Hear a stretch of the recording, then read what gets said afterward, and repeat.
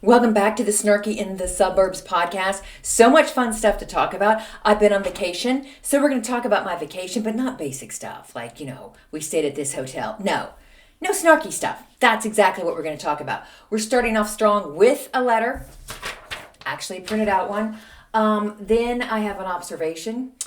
And my observation is things people do for their spouses. Like, I would not do some of this stuff. We're going to review what I think is a huge spousal sacrifice that I myself would never do. And I can guarantee that my husband would never do it. Like, I would bet both corneas. My husband would never do that for me, nor would I want him to.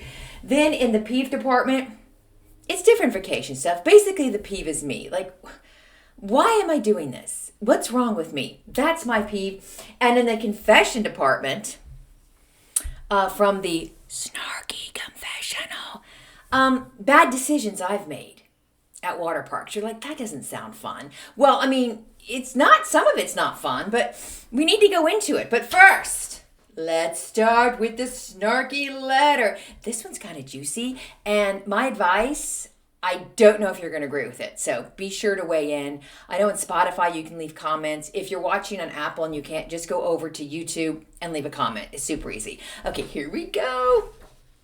Dear Snarky, is it wrong to leave my family nothing in my will and give all my money to charities that I care deeply about? I'm 76 years old and in excellent health. My husband died 6 years ago and we never had children. As a couple, we founded a company and sold it 11 years ago for a tremendous amount of money. So I consider myself fairly well off.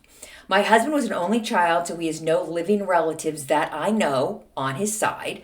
I have a much younger sister who has 3 children, and over the years we have been very generous, including paying for all 3 of my sister's children to go to college. My sister and her kids have never shown what I would call gratitude for anything we've done for them over the years. I've never even received so much as a thank you for gifts, vacations, cars that we bought them, and their college. Their attitude is that I have the money, so it's pretty much expected. Now, I've hit a wall. It happened when my friend, who's a realtor, called me and asked if I was paying for a house for one of my nieces. I told her no, and she said that my niece was in her office working with a realtor and looking at homes because she said her aunt was going to be dead soon and she would be getting a large sum of money. I wasn't shocked. I was more disappointed and quite frankly amazed at how ignorant my niece is. I just got a skin cancer taken off my face. It wasn't even stage 1 yet, and she immediately went to, hooray, hooray, my aunt is going to die. At this point in my life, I'd rather leave a sizable bequest to my favorite nonprofits and try to make a difference than give my family money because they expect it and they certainly won't ever appreciate it. Signed, Aunt Helen. Okay, Aunt Helen, this is my advice. You have done a lot for your family, and it sounds like you've been extremely generous. What a gift to not only your sister, but to her children to foot the bill for their entire college experience. That way your sister got to save more for retirement, and these kids got their college paid for with no loans. That's an amazing gift. And you bought them cars and vacations and all this other stuff. You've given a lot to your family. So this is my way of saying I would feel zero goose egg guilt. I would feel no guilt for donating to nonprofits that can make a difference in the community, especially if you're going to give them a significant amount of money. So do it. I mean, you've given to your family. It has not been appreciated. So perhaps it's time to give money where it can make a difference in more people's lives than your sister and her 3 children. That is my advice. But here's where I need help, people. My advice would be do not tell them that you're not giving them any money, that you're leaving it to nonprofits. And I'm saying this because they will bug you. They will harass you. You will get no peace in your life. First they'll be mad, and then they're just going to start harassing you. Your sister's probably going to do Guilt Trip City, like a permanent trip to Guilt Trip City. Your 3 nieces, nephews, whatever, they're gonna come for you. Don't. It's none of their business what you're gonna do with your money. It's none of their business what your will is. So I I wouldn't tell them. Although I realize some people say, well, you need to let them know so they're not counting on it and can make plans accordingly. Well, the way I see it, you should never count on anyone's money that's not your own. So if you're not earning it, then you probably shouldn't count on it.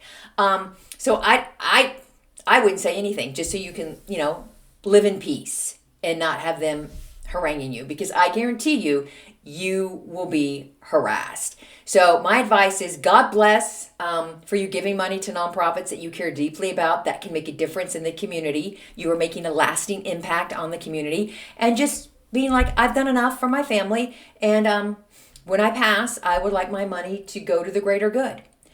Now, also, because I can anticipate these comments, people are going to say, well, you could leave it in a trust for your nieces and nephews' children, so that way it skips that generation and goes to their children. No, that's just going to be a hot mess because their parents are going to try to get to it or whatever. No, the family needs to be cut off from your generosity and stand on their own two, probably designer-clad feet and get with the program. It's just better for them. It is absolutely better for them, and use your money for the greater good. That's my advice. I don't know if I'm right, because, no one's ever left me any money. So I do not know if I am correct. So people that are more versed in all of that, let me know. And can't even talk. Most importantly to me is, do you tell them, or do you take my advice and don't say a word? That's what I am dying to hear opinions on. So let me know. But you know what? Good for you for being 76 in great health. Go out there and live your life. And may I suggest, if you're not, you spend some of that money on yourself. Just go out, travel, have a ball, have an absolute ball. Your husband would want you to be spending that money on yourself and treating yourself and just, loving your life. He would want that for you. So keep us posted what you decide. Helen, keep us posted if you decide not to tell them, because I need to know this and I'll update it on the podcast. Okay, there is the Dear Snarky letter. Interesting. Problem I've never had. Anybody having a bunch of money and wanting to help me out. No, that's never happened. It'd be great if it was. Which, tangent, sidebar alert. Ooh. What's with people not saying thank you? What's with her sister not telling her 3 kids, you're not leaving this house until you sit your butts down and write a thank you note to your aunt? What? Yeah. Why isn't that happening? A very gracious, several paragraph thank you note. I don't understand that. From day one, when they were able to write and they started getting stuff, that should have been thanked. I don't care if it's family. That should have been thanked properly. But not even a verbal thank you, or now that kids are older, like a text thank you? No, this mama don't like that. I know written thank you notes, have gone the way of the dinosaurs. They are extinct. But still, when these kids were younger, they could have done that. And like I said, text thank you. At the very least, they could have done that. So that's back on their mom, raising ungrateful children. So good job, Mom. Not really. Okay, now we're going to go to my peeve. So my husband and I went to Southern California to visit our amazing daughter. And of course, when we go there, we always go to Disneyland because we're not Disney freaks. We just really enjoy Disney. I'm not a Disney adult. You will not see me dressed up as Snow White, okay? I'm not that. I've always really enjoyed theme parks, and I really enjoy the rides, and I just enjoy the whole experience. Also, I enjoy things that are clean and well-maintained, and that's a Disney park. Very clean, very well-maintained. Love that. But if I have a couple peeves, I'm going to start strong with smells. I did like a TikTok, Instagram about this. The smells are bad. You generally will not expire or think that, your life is flashing before your eyes until you're in one of those tight lines, usually with a ride where it's queuing underground. So you're very tightly together, no fresh air, no West Coast breeze coming in. It's just stale air, usually very hot. I do not understand not using deodorant, and I certainly do not understand a woman who takes out a travel-sized bottle of perfume, I thought it was like Mariah Carey or something, I don't know, and starts vigorously spritzing herself in a line that's underground with no air. Like that's going to help the situation. I mean, people like when I posted this on TikTok and Instagram were like, I would have gone into anaphylactic shock. I can't smell that kind of stuff. I don't know how someone thinks that's going to make it better.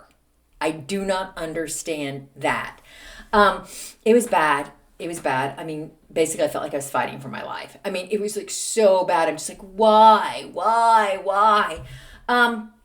Smells are bad. They're really, really bad.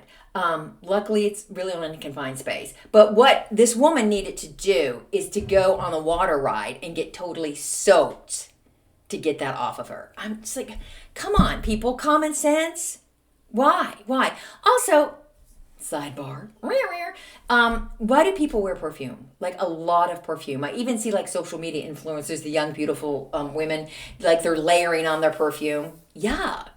I've never been a perfume girly. I will use scented body lotion, but I've never been on like the layering perfume. Who enjoys that? I mean, who enjoys smelling that? So my husband can't smell any scent. Oh my God. If I get like a Bath and Body Works wallflower, the scented things, and plug them in, he's gasping. He's like, what does that smell? I go, it's linen. It's like literally linen smell, or it's the fresh air smell. He's like, unplug it. Most people don't like a bunch of scents like that. They just want a neutral, no smell scent. So I don't get like layering perfume, all that kind of stuff. Who really likes it? I'm so sure the perfume industry is like, we're $1 billion industry, so a lot of people like it. Well, okay. But I don't get it. I do not get like loads of perfume like ever. And they have like hair perfume. I mean, if you use the right shampoo, your hair is going to smell great anyways. You don't need that. I don't understand it, but that's just me. Maybe that's the old lady in me. That's my go-to. Whenever I find something odd, I'm like, is that the old lady in me coming out? I don't want to be the old lady. But yet, here we are. Perfume is bad. That's me. I'm the old lady. Okay, the next thing, y'all, this happens so much. I cannot tell you how much I hate this. People singing in line. And, fun fact, it's always a woman singing. I've never heard a guy singing in line. No, it's always some woman who is singing in line because I guess they think they have a great voice. You're standing in line, once again, confined space. You're waiting to get on a ride. You're queued up. And some woman is singing, like singing a Disney song or singing some late song, just singing at the top of her lungs. I'm just like, stop. Or humming loudly. Who do you think wants to hear that? And this is where I think it's been a parenting fail. If you're one of these people that feel free to sing standing in a line around a large group of people because your parents failed, they should have said, honey, you can do that at home, but you can't do that out in public unless you're in a choir situation, a performance situation. You don't do it at the grocery store, and you certainly don't do it in a confined space standing in line at a theme park. I mean, just belting out the tunes. I don't know if she was a good singer or bad. As we all know from a confession earlier in my podcast journey, I'm tone deaf. I don't know. All I know is it's annoying. And I so badly wanted to say something, but my daughter and my husband were giving me the eye, like, don't you do it, Mom. My husband's like, no. It was hard. It was very hard, just like with the perfume lady. Oh my God, it was so hard. And then people in the comments when I put this on social media, they're like, did you say anything? Here's the deal. As a general rule, I do not confront people in the volatile world we live in a confined space. No, there's no escape. You can't get out. I'm not going to go. I'm not going to do that, okay? That is never a good idea. I'm just going to suck it up, seethe, and then complain vigorously to my family about it. So they all know they have that to look forward to. Like when we got off of a ride, after my husband knew I was dying to complain, he's like, okay, let it out. And I let it out, people. I let it out. All right. I find all that very, very annoying and just bad manners. I mean, you should teach your children when they're very young about what's proper inside behavior with your family and what's behavior you don't do outside, most specifically around other people who can't escape. It'd be one thing if you were singing in the grocery store, which would be bad. But I can go over to 2 aisles. I can hit the frozen food, pick up some ice cream, some frozen peas. I can run away from you. But when you're stuck in a line and you can't, it's the worst. It needs to be stopped. In fact, you know what? Theme parks in general and Disney, you could do this. You would do it really well. Graphically, I'm sure it would look adorable. Like no singing in line. But put it nicer than that. So, or wait to sing until you're outside. I don't know. But there needs to be signage. So, take that suggestion, Disney and every other theme park. I'm putting it in your suggestion box. Okay, and another peeve is me. Why am I like this? Okay, I enjoy immensely any kind of thrill ride. Roller coasters, going backwards on the coaster, all that, I love it. But I'm ruining it for myself because now I worry about stuff I never worried about before. So my husband won't do Space Mountain. That's a roller coaster. He won't do the one at California Disney, Pixar Pier. It's called something else now. No, is it? I don't know. It used to be called California Screaming. I think, Incredicoaster. It's the Incredicoaster. He won't do that. And I'm like, oh, my daughter and I are like running to do it. But as soon as I get on the ride, like as soon as you're trapped in that ride, I start thinking, oh my God, am I too old to do this now? And I start worrying about things like a detached retina. Oh my God. I mean, things are falling apart. Am I going to get a detached retina by going backwards in the G-force? Like what's going to happen to me? Then I start worrying about a brain bleed. Will I get a brain bleed? Like the G-force. Like especially on Incredicoaster where they have the big loop. I'm like, oh my God, what's going to happen to my noggin? And I think this because years ago, I read about a woman who did like a headstand in yoga, which I'll never be doing. Thank you so much.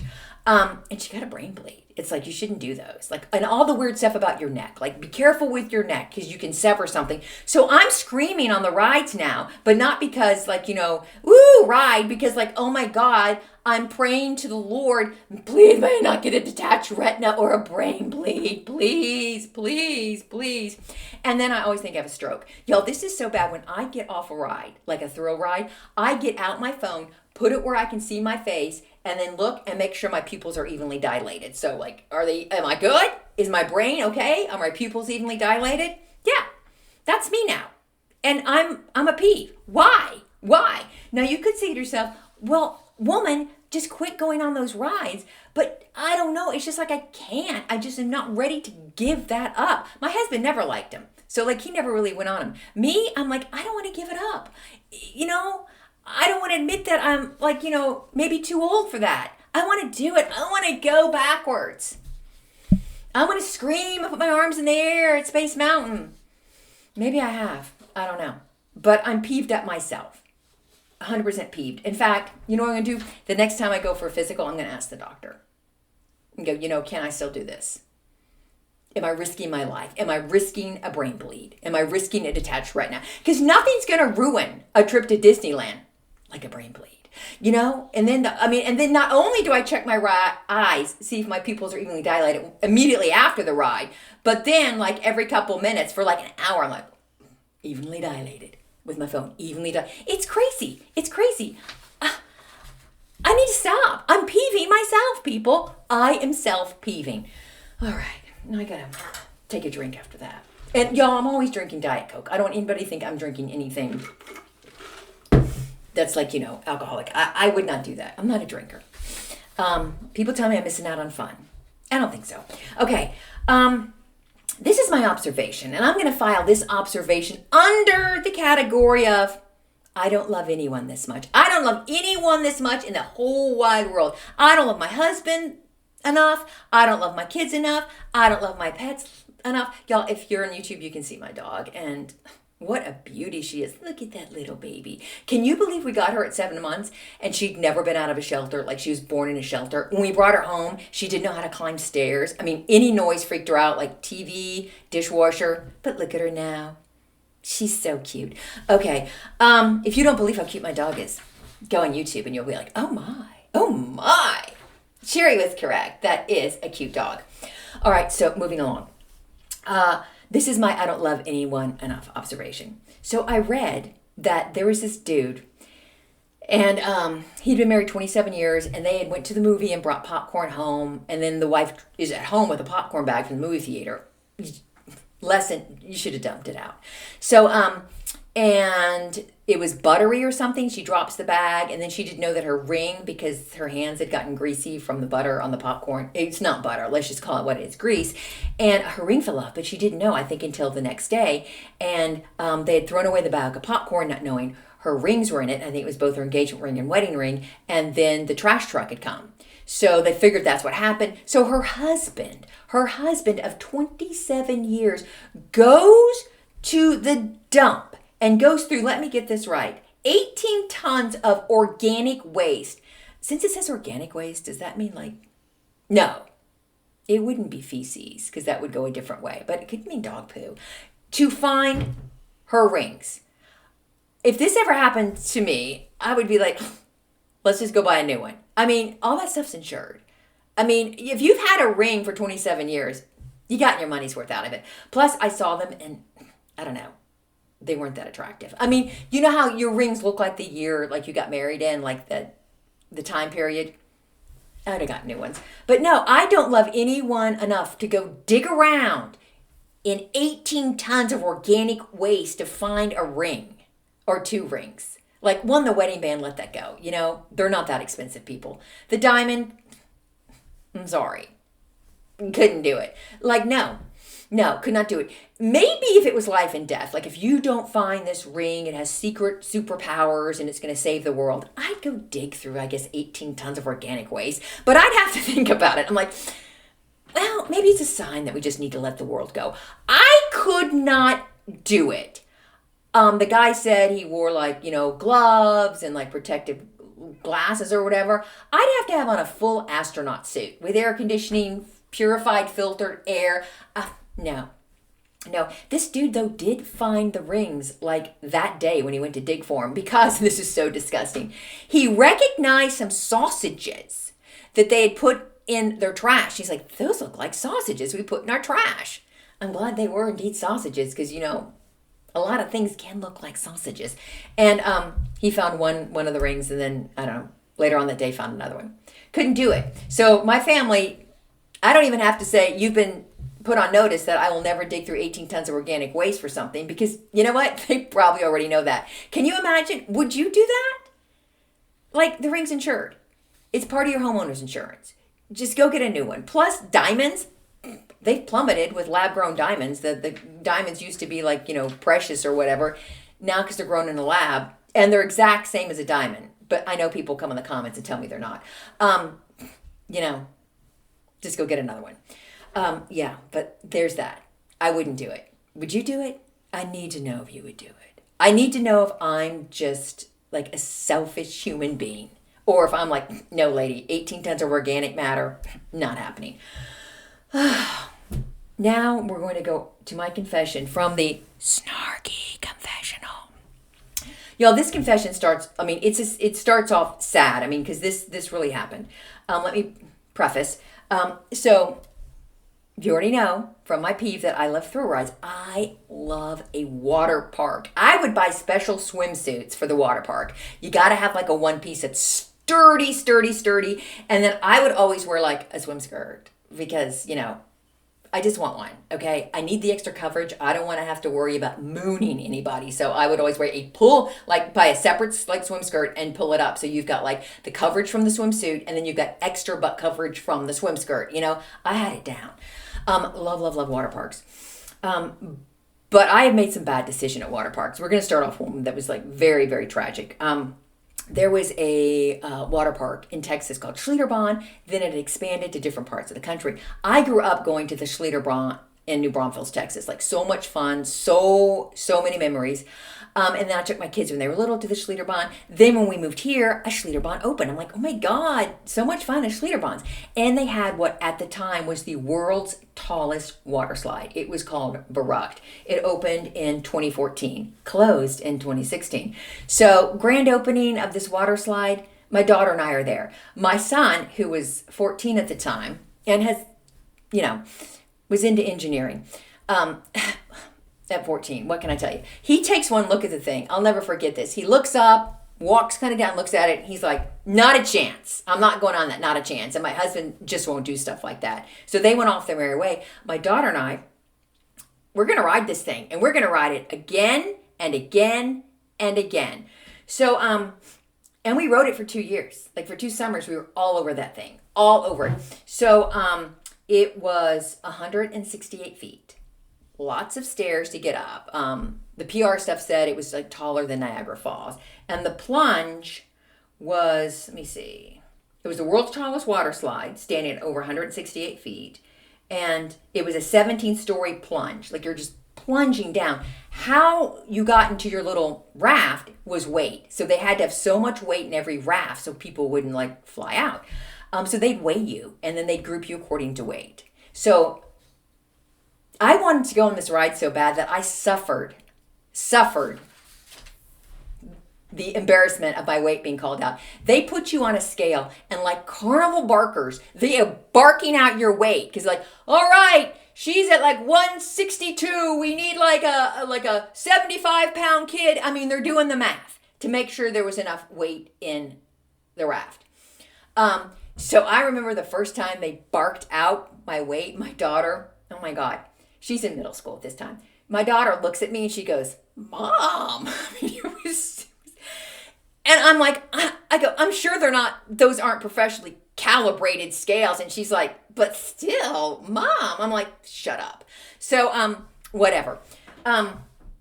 So, and then they would be looking like, sometimes they needed like a heavier person. And then they would kind of look at me and they would be like, ma'am. I go, no, I'm with my daughter. I have to stay with my daughter. I mean, you have to really go on a ride to be like weight shamed like that. So we got on it. We had fun. We're stupid. And it was really scary.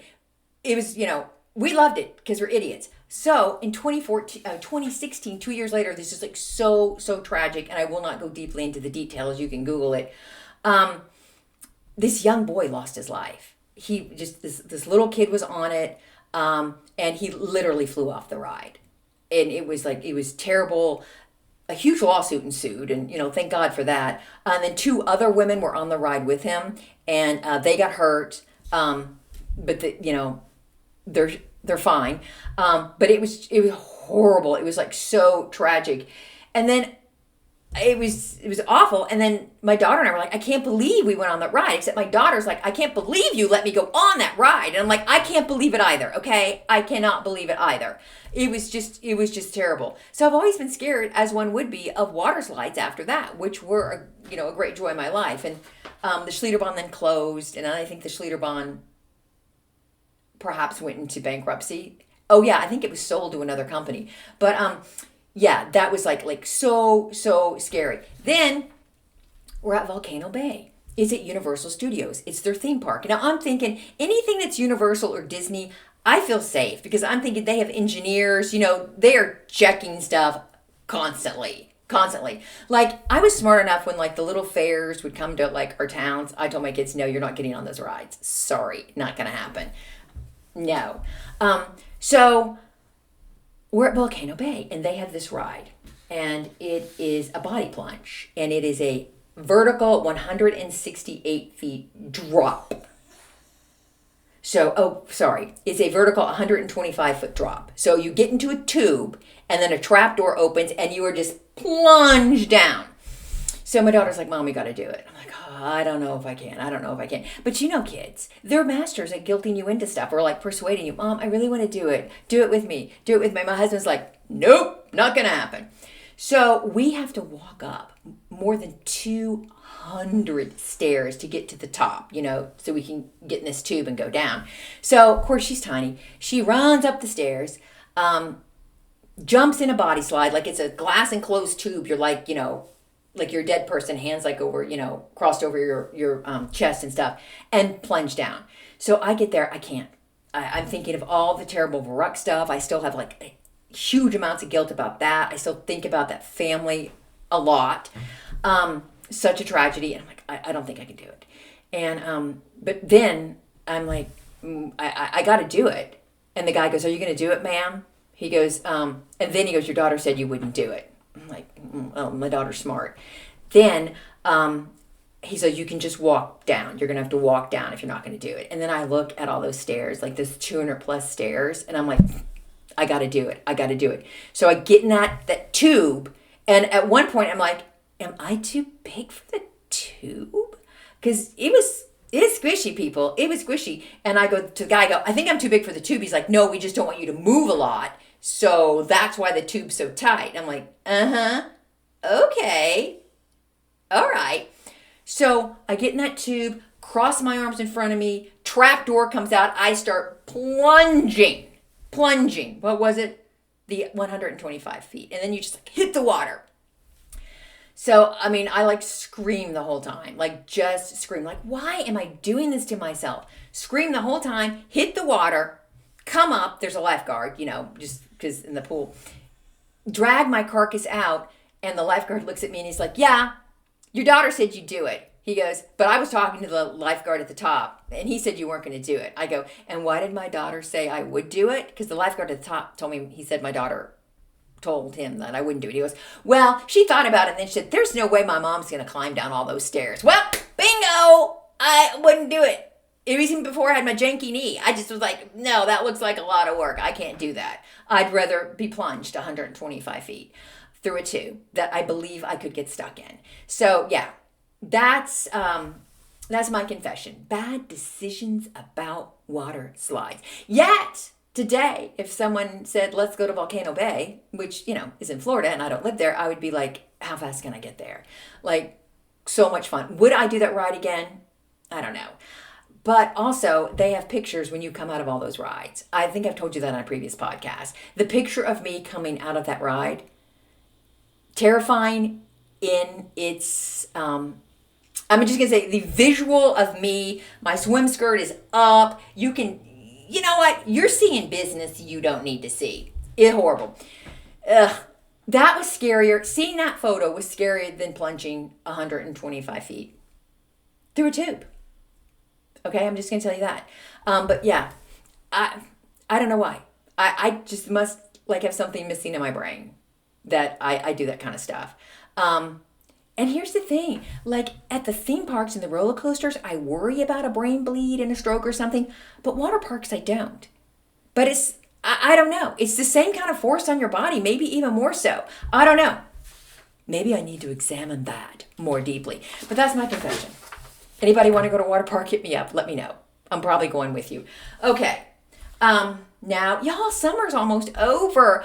Do I care? No. So excited for fall. I can't stand it. I'm already looking at fall recipes. Oh my God. If you guys aren't familiar with a Texas sheet cake, it's the most delicious thing ever. It's this chocolate fudgy cake with this super fudgy icing. Today, I found a recipe for a pumpkin spice Texas sheet cake. It looks like the best thing ever. I'm going to make it and I cannot wait to eat it. My problem with cakes is I love cake and icing so much. Do you say icing or frosting? I usually say icing. I can eat a whole cake. Like if someone said, eat this whole cake, I'll be, yes, get out of my way. I need room. Maybe 2 forks, and I could eat a whole cake. Maybe that's why I kind of thought I was too big for that tube. I don't know. You only go through life once. Eat a whole cake if you want. I could do it. You know how people have the smallest sliver of cake and they're like, oh, I'm full. I'm full. I have never, ever said I'm full while eating a dessert, especially cake. Here's the deal. Cookies, cakes, and cobblers, my happy place. All 3 of those are my happy place. Okay, summer book series. Am I going to have a fall book series? I don't know. Some people say, oh, you should talk about other people's books. People, I do not have a lot of time to read other people's books because I am writing a book right now and doing other stuff.